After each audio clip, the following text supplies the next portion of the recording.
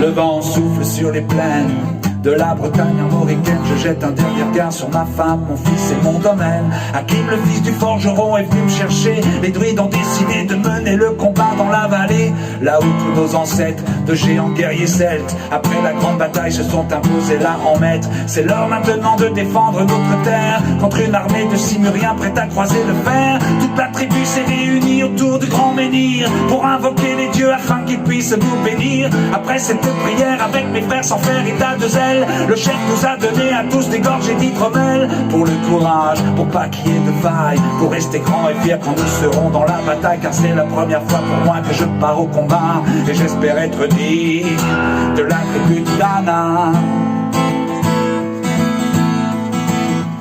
Dans la vallée, de Dana, dans la vallée, j'ai pu entendre les échos. Dans la vallée, de Dana, dans la vallée, des champs de guerre près des tombeaux.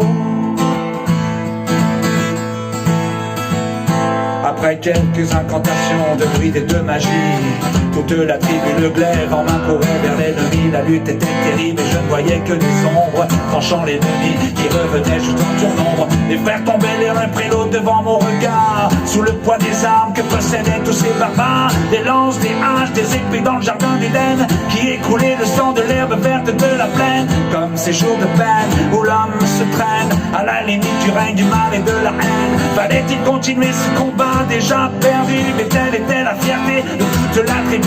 La lutte a continué comme ça jusqu'au soleil couchant. De férocité extrême en plus d'acharnement, fallait défendre la terre de nos ancêtres enterrés là, et pour toutes les lois de la tribu de Dana.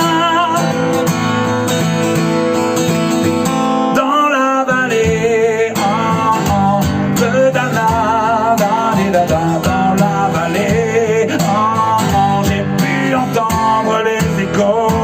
Dans la vallée, de Dana, dans la vallée, des champs de guerre près des tombeaux.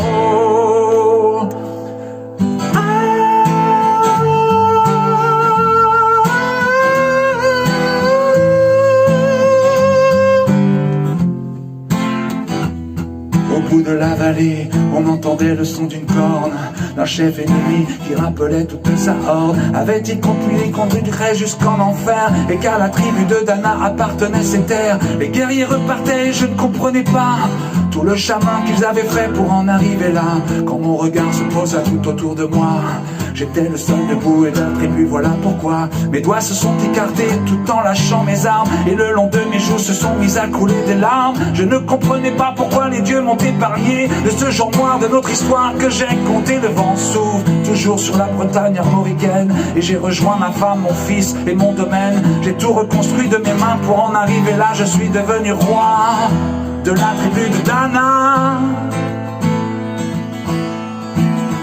Dans la vallée, de Dana, dans la vallée, j'ai pu entendre les échos.